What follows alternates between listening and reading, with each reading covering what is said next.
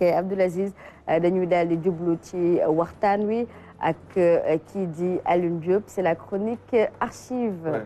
archive Sénégal bu ñuy wax ci Binta Sonko. ci Sénégal ak ay final yu mu joué. perte ci par exemple 2002. Mali fële Mali Bamako. Bokande moo doon wax avant ñuy dem avant mu ne bu ñu eggee final incha allah c'est pour jël ko. malgré dañuy respecter adversaires yi mais bu ñu eggee final dañ ko war a jël. après bi Aliou Cissé jëlee coupe bi. bi jëlee équipe bi bokkoon na si nu mu daan motiver les joueurs di leen wax moytu leen li ñu dal leen. ñu dem ba yóotu ko mu rëcc ñu. donc il parlait de 2002 quoi. à Bamako. donc daf ko bokkoon na si mu doon motiver les jeunes ba gis nga yàlla def mu gagné ko foofu ca Yaoundé booy xool 2002 dafa bari woon ay ancienne gloire yu demoon fekk ji xale yi. ñoo xam ne sax ay maam lañu si ñoom. ñu mel ni comme ñoom Sega Sakho. Mawade ci maladeem mu ne foog mu teew. foog mu dem maa ngi fàttaliku Mawade di wax ne. bi Sénégal toogee mu ne nit ñëpp adduna bi yëpp ñu ngi doon xaar Sénégal Brésil. après la Turquie quoi. waaw ma waat loolu mu ne adduna bi yëpp le monde entier attendait Sénégal contre Brésil. coupe du monde bi. voilà justement boobu ñu ngi woon ci coupe du monde justement. ñu ngi ci coupe du monde bi. mais bu ñu ñëwee ci coupe d'Afrique ma waat teewoon na fa. demoon na ay ñoom Sega Sakho.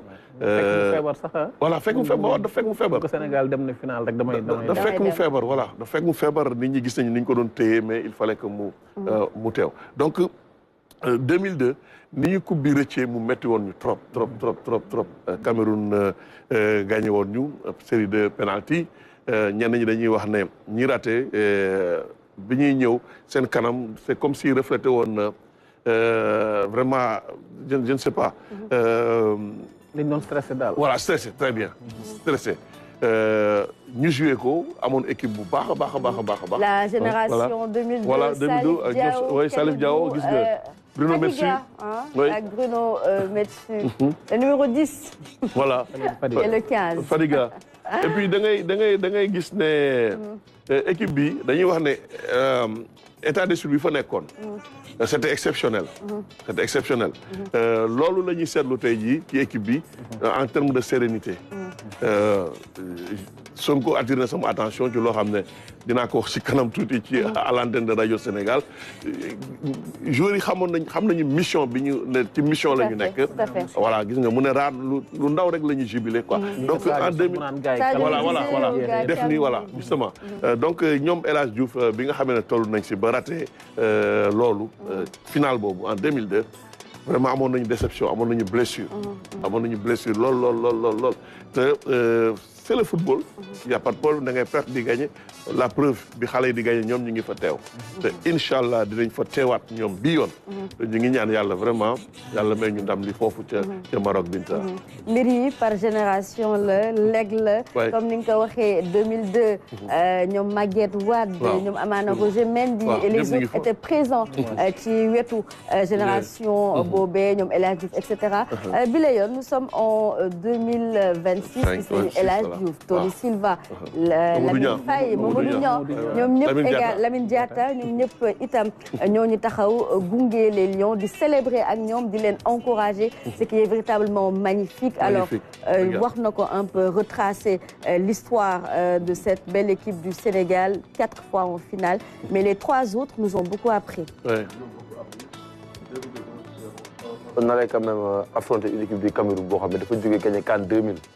dafa demoon Nigéria gagné Nigéria jël CAN 2000 jël ko mais c'est une équipe boo xam ne très expérimentée ba pare mu jëloon les Jeux olympiques de Sydney en 2000 mu dooroon Espagne donc c'était un groupe du Cameroun avec les Womé les Samuel Eto'o Patrick Mboma Fowé Marc Vivian Fowé c'est une équipe boo xam ne Rigobert Song capitaine équipe boo xam ne très expérimenté par rapport au Sénégal. ñoom Didier Okocha on se rappelle ah. ces noms-là. Okocha Nigéria Okocha plus Nigéria. donc en tout cas c'est une équipe expérimentée Sénégal doon doog a ñëw tamit dëgg la 2000 ñu on était éliminé en quart de finale avec un match boo xam ne bëri woon na rebondissement. mais quand même en termes de vie expérience Cameroun amuñu ko woon. donc on venait découvrir la finale xam nga finale kuy découvrir ak koo xam ne joué na ko pare du bokk. hier am na benn affaire bu attiré sama attention bi Sadio Mané après la conférence jël homme du match bi dafa ne on sait comment jouer une finale. Ok. Et comment aborder la finale sera très important. C'est ça. ñu ne Maroc ñu duggee finale mënu yem. Est-ce que ñoom cette dernière finale ça remonte de 2004. Ça fait 22 ans. C'est un groupe personne n'a connu une finale de CAN. Nous on a déjà connu une finale de CAN et on l'a déjà gagné. Et tant mieux. ñu koy aborder dina am solo parce que aspect mental aspect psychologique bi dafa am solo. am na loo fay ñëwee noo jouer finale match bi day diis si yow. te bu diisee doo moo def match bi waaw. Voilà, parce que le stress prend le dessus. Exactement. Alors, maître, est-ce que vous êtes aussi intéressé par le football? Absolument, les sportifs, hein, dans tous les domaines. Mais la première expérience avec l'équipe nationale de judo en 63. Le Sénégal n'avait que 4 ceintures noires, alors que toutes les équipes adverses avaient 8 ceintures noires. Mais malgré cet handicap, cette faiblesse, eh bien, on a gagné d'ailleurs Picard, l'entraîneur national. Elle nous avait dit à la fédération, je ne vais pas m'en occuper parce qu'on va être humilié. Et moi, comme j'étais jeune, je n'avais rien à perdre. J'ai accepté, mais j'ai mis l'accent sur la discipline. Discipline, c'est important. En Afrique, nous avons beaucoup d'atouts. Mais ce qui manque, c'est la discipline et l'endurance, l'aspect physique. Donc, il y a beaucoup d'atouts. Oui, donc ça m'intéresse beaucoup. Mais il y a aussi yenn ci ay finale yi nga xamantene jot nañ ko dund ou encore les grandes rencontres en Coupe d'Afrique des Nations. On parle de Caire 86, Sénégal 92, etc. Oui, le Sénégal a beaucoup d'atouts, quoi. Voilà, excellent. Expérience importante. Bi ñuy absenté 17 ans. Après ñu dem Caire 86. Bi ñu gagné Zimbabwe. Il paraît dans un avion di dem Caire am ku ne non coupe bi moom faut attendre le Sénégal en finale. Il paraît c'est Roger Mila qui a dit c'est pas possible. C'est trop tôt. Après 17 ans d'absence. wax ju du neex a dégg nag. mais à la limite l'avenir lui a donné raison. C'est ça. gis nga Caire 86 ak coow li fa amoon itam ñàkk expérience la woon quoi. donc Roger Mila bi muy wax ne c'est trop tôt. équipe bu baax la mais finale Sénégal ça m'étonnerait. 17 ans il faut mu feeñ 17 ans d'absence il faut mu feeñ. dëgg la waaw c'est donc voilà du neex a dégg mais ça se comprend loolu Roger Mila waxoon quoi. Parfait. Aziz, les grandes finales. waaw mu nekk lu daal 2002 moom boobu mu fekk ñuy jàng waaye déception boobu da nga naan lii moom yàlla nañ ci yàlla jëlee saa su ne. dëgg la ma ñëw 2019 ma ñëw fekke ko. ñu demoon Égypte mais. bu 2022 19 bi ni ma jàppe sax dafa doy waar ndax dama ñëw def plateau RTS joxe 11 de départ yi def boobu seen Égypte seen stade bi da ngay jël ascenseur bi yéeg fi may ñëw di toogee sama place su mu sama benn loxo veste bi rek gis Algérien yi di jubilé pour ma lan moo xew ndekk gars yi dugal nañu bu yàgg dañ ko da ngay dundee yaakaar naa dinañ égaliser dina ñëw ba match ba jeex mu lay toog nañ ba 3 heures du matin ñu war a def plateau saa yoo defee day feeñ sa kanam ndax bi da lay jàpp après nga toogaat ay 2 jours du joueur final bi kii mu defoon lii muy ñëwaat ci sa bopp bu baax a baax mu lay wan Sénégal jaar bi mu am ci wàllum final ak football yàgg am ay déception tey jii Égypte mi bu ñëwee bay am ay victoire ci kaw mii dañ koo mérité yàgg nañ dajeeg Égypte 2006 fii lañ fi am penalty teel ci tànk jàmbur arbitre bi na joué yàgg démb am na ñi nga war a nekk ko statut di ko wanewaat démb brouillard dara des ñëw dékku waa ji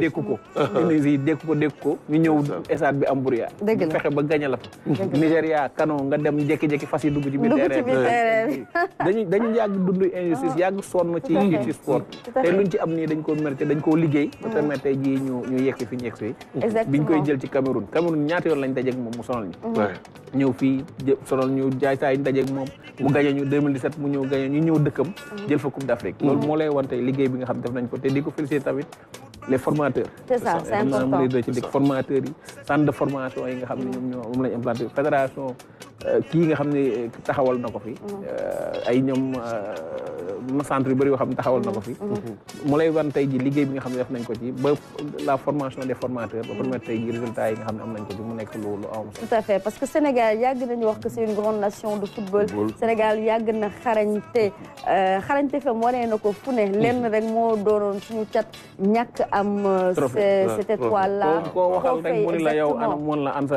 étoile exactement loolu de la ñu doon yabee même Égypte ils nous disent nous on a 7 vous avez une seule étoile mais bon je pense que maintenant c'est fini on va finir le taf kooku moom c'est important waay moom defe naa plateau yi ñoom Sonko ak même bitim réew da ngay gis fi ñu teg Sénégal c'est ça waaw te foofu mooy suñu place nag waaw bon bu ñu démb bi match bi jeexee ñu naan woy ñaar ñu war a final ñoo final waaw ça c'est loolu mooy wane rek li baan wax liggéey bu yàgg bu fi nekkoon la liggéey bu yàgg fi nekkoon moo tax ñuy war remercier bari na les politiques sportives les formateurs les centres joueurs yi ak seen discipline itam c'est hyper important amatul coow léegi jox nañu prime joxewuñu nangam ak nangam xale yi ñibbi nañu ñu jël seen billet voilà ñoom ñu jël seen bopp billet je crois que yooyu yëpp rek jot billet bi sa téléphone voilà yooyu yëpp dafay day defar donc bu àndee rek dafay feeñ après ci terrain bi quoi après ñu béggee comme niñ koy waxee mu jeex tàkk quoi voilà